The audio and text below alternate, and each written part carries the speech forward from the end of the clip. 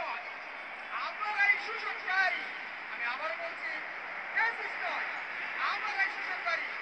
এই মুহূর্তে আপনাদের যে সেই ব্যক্তির মূল্যবান বক্তব্য শোনাচ্ছে, উনি আর কেউ নাই, ওনার নাম ব্রিগেডিয়ার মুশফিকুর রহমান।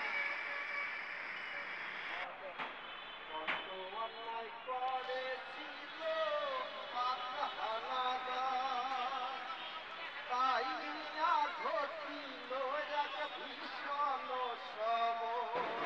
বাইরে আত্মসমর্পণ করিছে পাক হানাদার, তাতে আত্মসমর্পণ করিল পাক হানাদার।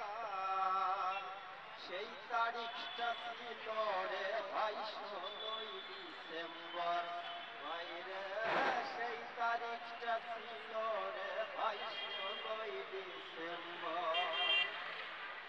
বাংলা ভাষায় কথা বলি, বাংলাতে গান গি, আর বাংলা ভাষায় গাইতেছি আর জাতীয় সঙ্গীত। আর বাংলা আমার রাষ্ট্রভাষা, নেই তো বাধায়া। সেই তারিখটা ছিল রে ভাই 16ই ডিসেম্বর, ভাইরে সেই তারিখটা ছিল রে ভাই 16ই ডিসেম্বর।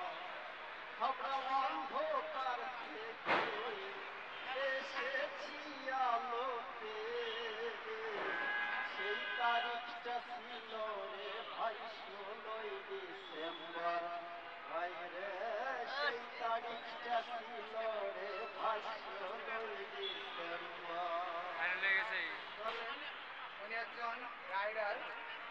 উনি প্রতিদিন প্রায় 1000 থেকে 1500 টাকা ইনকাম করে, অত্যন্ত পরিশ্রমী। উনি 16 ডিসেম্বরকে অত্যন্ত পছন্দ করেন।